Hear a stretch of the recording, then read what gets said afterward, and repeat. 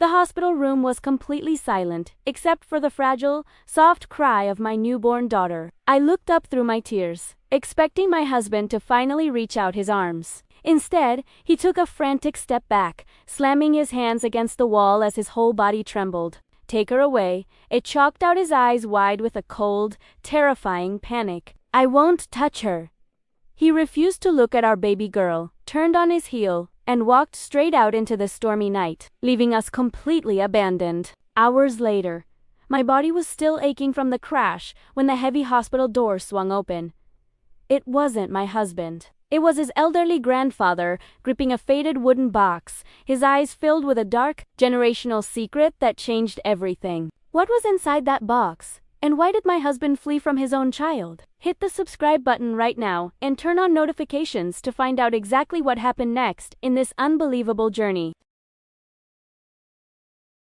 They say that before a storm hits, the sky reaches its most beautiful shade of blue. That was exactly how my life felt right before the world as I knew it fell completely apart. My name is Agatha. At 32 years old, I worked as a landscape architect, a profession that was much more than just a job to me. It was a calling. I spent my days turning barren, empty plots of land into vibrant, blooming gardens, pouring life into places that everyone else had given up on. I was someone who believed in patience. I was someone who understood deeply that the most beautiful things in life took time, care, and a lot of nurturing to grow. Perhaps that was why I was so fiercely protective of the life and the sanctuary I had spent years building.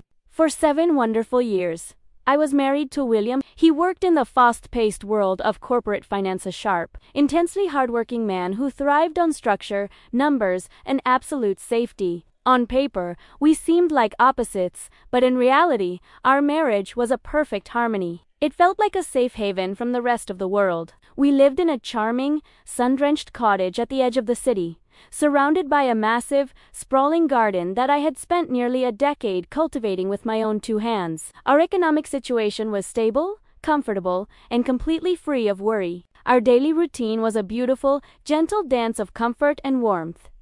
Every single morning began exactly the same way. We would sit together on our small wooden porch, sharing a single pot of freshly brewed coffee, laughing about the silliness of life, and watching the morning mist slowly lift off the roses. We were partners in every sense of the word. And then, after years of quiet longing, countless prayers, and hoping against hope, our greatest dream was finally coming true. I was heavily pregnant with our first child, a sweet baby girl. During those initial months, our home was filled with an overwhelming sense of peace. William would look at my growing belly with eyes full of pure adoration. Every evening, he would place his warm hand gently over mine, whispering beautiful, soft promises of the future directly to our unborn daughter. We had a beautiful home, a stable income, a deep love, and a miracle on the way.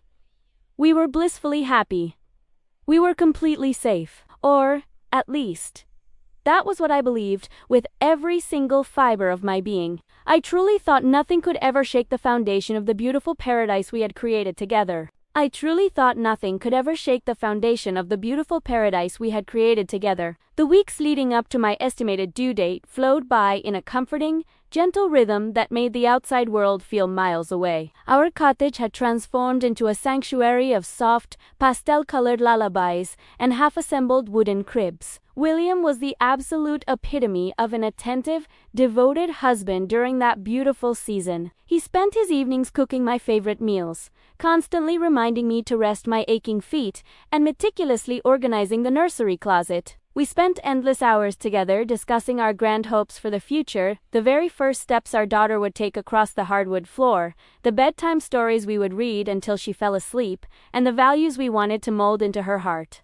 Yet, looking back with the painful clarity that only hindsight can provide, the warning signs were always there, subtly hidden within the quiet spaces of our daily lives. It was never anything loud or obvious. Instead, it always happened in the smallest, most fleeting moments. Whenever our late-night conversations shifted away from simple nursery decorations and moved toward the heavy, absolute, and inescapable responsibility of being a parent, William's bright smile would slightly falter. A strange, momentary shadow would pass over his eyes, disappearing just as quickly as it came. I distinctly remember one rainy afternoon when we were driving back from a furniture store. As we navigated a particularly steep, winding road during a sudden downpour, a car ahead of us tapped its brakes unexpectedly. It was a minor incident, completely harmless, but when I looked over at William, his knuckles had turned completely white against the leather steering wheel. His chest was heaving, and his breathing had grown shallow and rapid. I placed a gentle, reassuring hand on his trembling shoulder. "William, are you okay?" I had asked softly, my voice filled with immediate concern. He quickly shook his head, forced a tense smile that did not reach his eyes, and blamed it on exhaustion from a stressful week at his finance firm. At the time, I brushed it off without a second thought. I told myself it was just the standard, overwhelming nervousness of a first-time father preparing to bring a new life into the world. I thought he was simply anxious about providing for us, about being the perfect protector. I had absolutely no idea that a dark, unspoken history was already ticking like a forgotten clock between us, waiting for the perfect storm to explode. The peaceful life we were enjoying was merely the quiet before a devastating collision that would change everything forever. The peaceful life we were enjoying was merely the quiet before a devastating collision that would change everything forever. The inevitable storm finally arrived on a dark Tuesday night during my 38th week of pregnancy. The rain was pouring down in relentless, heavy sheets, completely blurring the world outside our car windows as William carefully drove us home from a late medical checkup. The rhythmic sound of the windshield wipers was the only noise breaking the tense silence in the vehicle. Then, in a fraction of a second, the universe completely flipped upside down. Blinding headlights suddenly swerved into our lane from the darkness. There was a deafening, terrifying sound of twisting metal.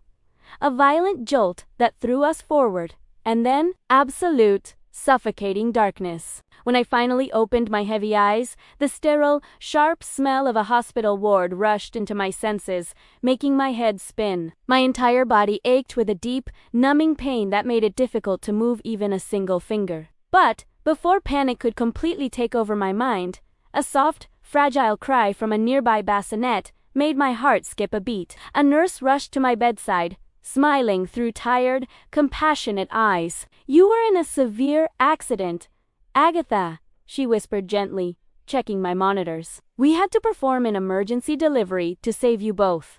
But your baby girl is completely safe." "She is a miracle." Tears of pure, overwhelming relief streamed down my face as I looked toward the tiny bundle. However, that beautiful moment of relief vanished. The very second William walked through the hospital door, he was physically unhurt, but his face was completely pale, and his eyes looked entirely hollow, as if his soul had left his body. The nurse gently picked up the wrapped bundle and offered it to him with a warm smile. "Would you like to hold your beautiful daughter, Dad?" What happened next broke something fundamental inside my chest. William did not reach out his arms. Instead, he took a sharp, frantic step backward, slamming his back against the hospital wall, his arms remaining rigid and frozen at his sides. "No," he whispered, his voice trembling with a strange, cold panic that I had never heard before. "Take her away from me. I cannot. I will not touch her."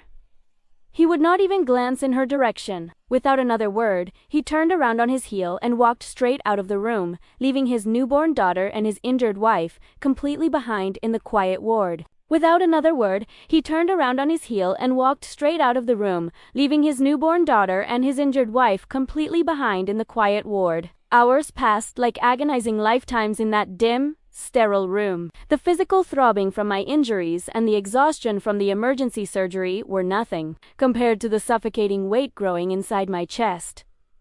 William did not return. The sun slowly rose, casting cold morning light across the empty chair beside my bed where he was supposed to be sitting, holding my hand. I was left completely alone, cradling my daughter close to my chest, her tiny rhythmic warmth the only anchor keeping me from drowning in a sea of confusion and heartbreak. I tried calling William's phone repeatedly, but every single call went straight to his voicemail, the robotic tone of his recorded voice mocking my desperation. The hospital nurses and doctors walked into my room with hushed voices and eyes filled with deep, unspoken pity. It was a look that cut deeper into my soul than any physical injury ever could. I was a new mother, but in their eyes, I was already an abandoned woman. The next afternoon, a kind hospital administrator walked into my room to return our personal belongings that had been recovered from the crumpled wreckage of our car. Among the items was William's leather business briefcase, which had popped open during the force of the collision. As I weakly searched through the papers for his extra phone charger, hoping he might have left it behind, a folded, faded document hidden in a secret side compartment caught my eye. It did not look like his usual corporate finance files. With trembling fingers, I unfolded the yellowed paper. It was an official legal guardianship document from over 30 years ago, bearing the seal of a private adoption agency. Tucked right behind it was an old newspaper clipping detailing a tragic, fatal car accident from the late 1990s. My breath hitched in my throat as I read the faded text. William had always told me that his parents had passed away peacefully from sickness when he was just a little boy. Why had he kept this hidden? Why did he have a record of a fatal crash? The realization hit me like a second devastating impact. The man I had shared my life, my home, and my bed with for 7 years was a total stranger, harboring a deep, painful secret. Our own accident had just ripped the cover off a ghost he had been running from his entire life, and it was threatening to destroy our future. Our own accident had just ripped the cover off a ghost he had been running from his entire life, and it was threatening to destroy our future. The sheer weight of the heartbreak threatened to consume me right then and there, but as I looked down into the innocent, trusting eyes of my beautiful daughter, a fierce protective sense of purpose ignited within my soul. I refused to let my spirit be broken in this cold hospital bed, and I absolutely refused to let my child start her life as a tragedy. Wrapping my baby girl tightly in a warm yellow blanket, primera madre a firm, unshakable choice. 2 days later, against the gentle, worried protests of the medical staff, I formally requested an early discharge from the hospital. I stood up from that bed, enduring the sharp ache in my healing body, and walked out of the building with my head held high, cradling my miracle in my arms. I was going to find out exactly what had happened to my husband, and I was going to fight for the survival of my family. My very first concrete step was returning to our suburban cottage.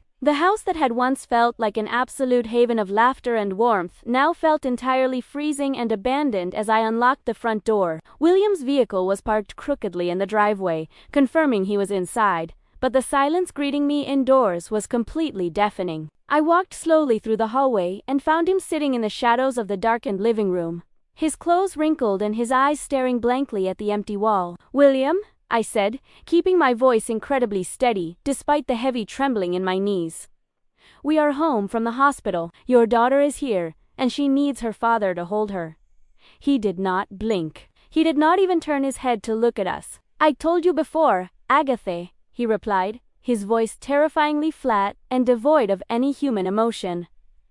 "I cannot do this. You need to take the baby and leave me behind. It is so much better for everyone this way." The emotional wall he had built around himself in the last 48 hours was massive, unyielding, and completely solid. Every single desperate attempt I made to reach his heart, to remind him of the 7 beautiful years we had shared, was met with a freezing, unmovable rejection that pushed me further away. The pressure inside our home was mounting by the second, and the man I loved was slipping away into a darkness I could not yet understand. Do you think Agatha made the right choice by leaving the hospital early to confront William at home? Let me know your thoughts in the comments below. The pressure inside our home was mounting by the second, and the man I loved was slipping away into a darkness I could not yet understand. I spent the next 48 hours fighting with every single ounce of strength left in my aching body and weary soul. I tried everything within my power to break through his icy exterior. I tried to reason with him calmly during the quiet afternoons. I tried showing him the baby's pristine sonogram pictures from our happiest months,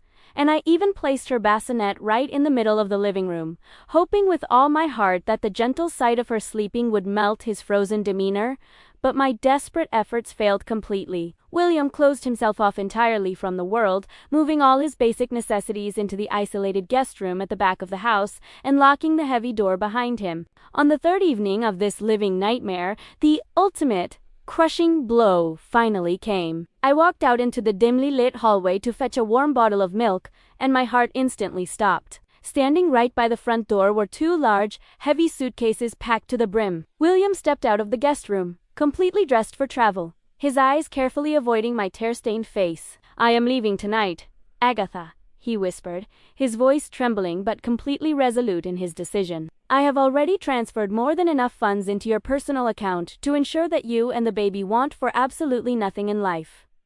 But I cannot be a father. I will only end up destroying her life, just like.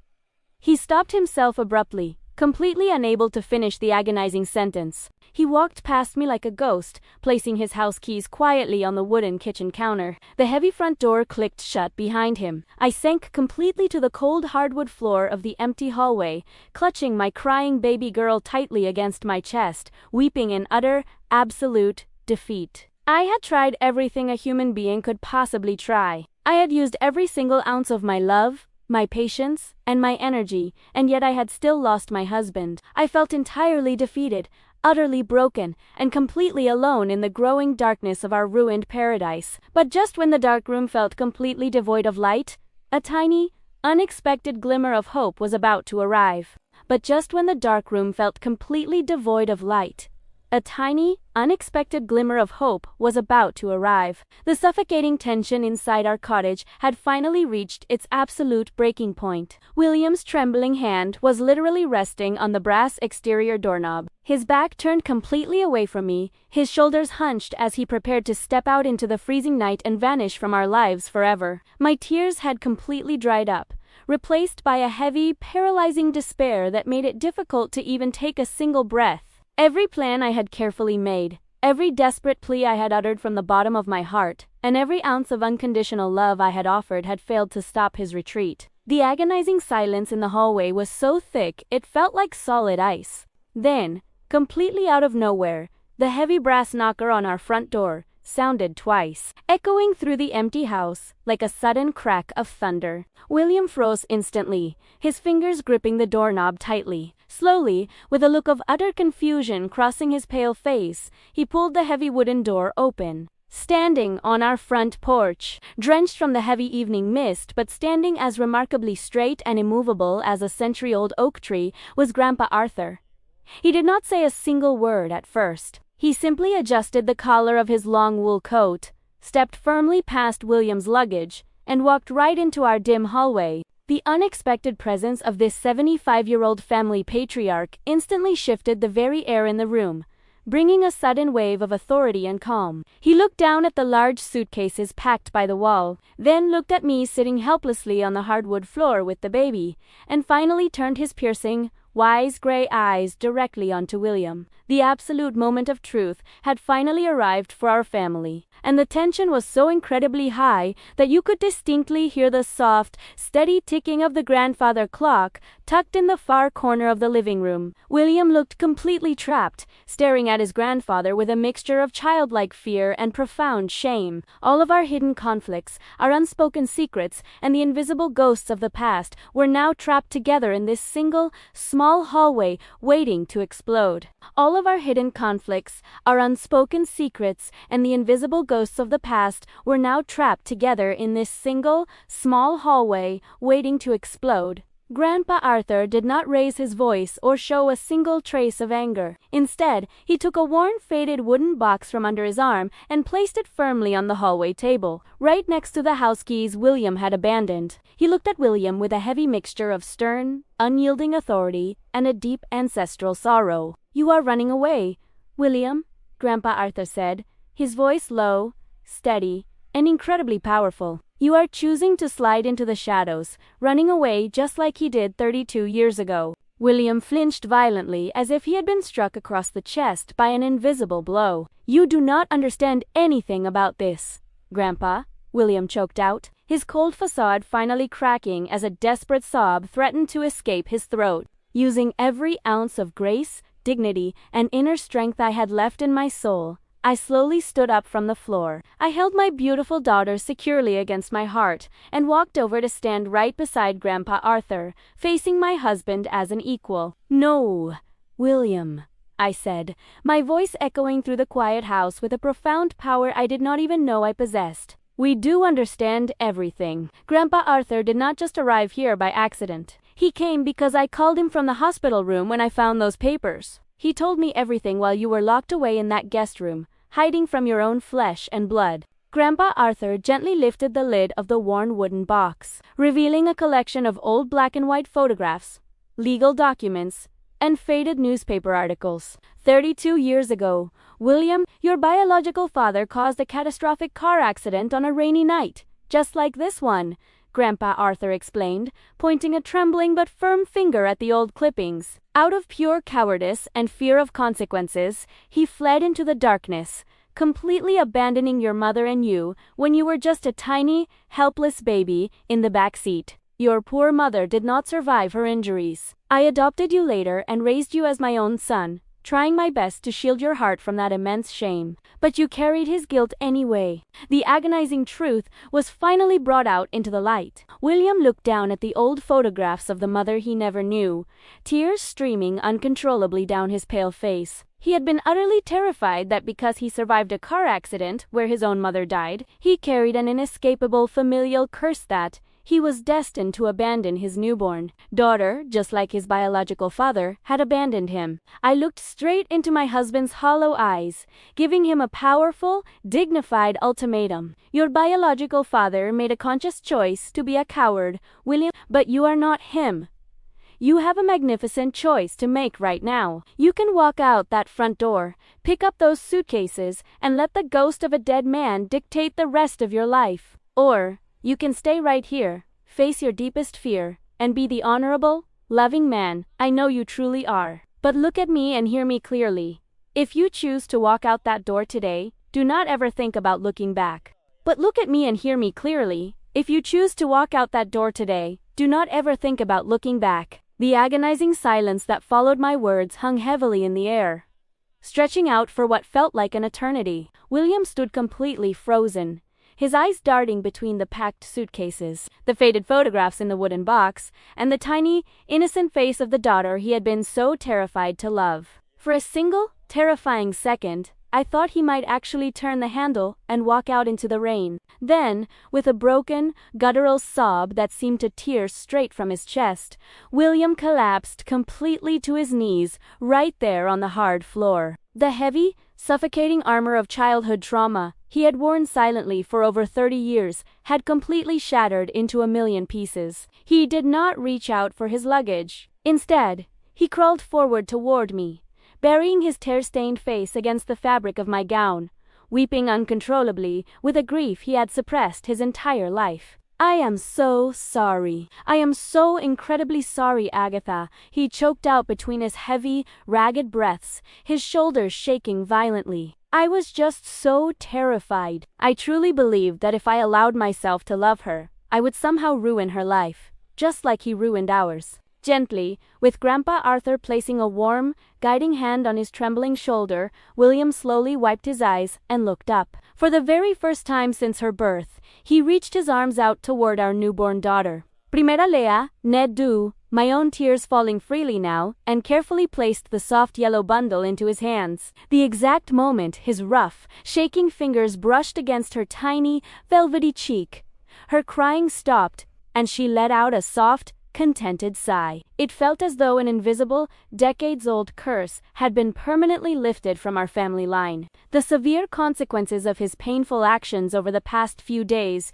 did not simply vanish into thin air, but the true path to healing had finally begun without a single harsh word or ounce of resentment between us. William kept his absolute promise to change. The very next morning, he voluntarily sought professional counseling to actively confront and heal the deep-seated childhood trauma he had carried for so long. Over the next few weeks, the freezing, agonizing coldness that had filled our suburban cottage slowly melted away into a distant memory, beautifully replaced by the soft, soothing sounds of a devoted father learning to gently rock his daughter to sleep in the nursery. Out of the literal ashes of a terrifying accident and a hidden past, our little family was being completely reborn, stronger and closer than we had ever been before. Out of the literal ashes of a terrifying accident and a hidden past, our little family was being completely reborn, stronger and closer than we had ever been before. Looking back at that fateful stormy Tuesday night, I realize now that the terrifying car collision was not the event that destroyed our family. Instead,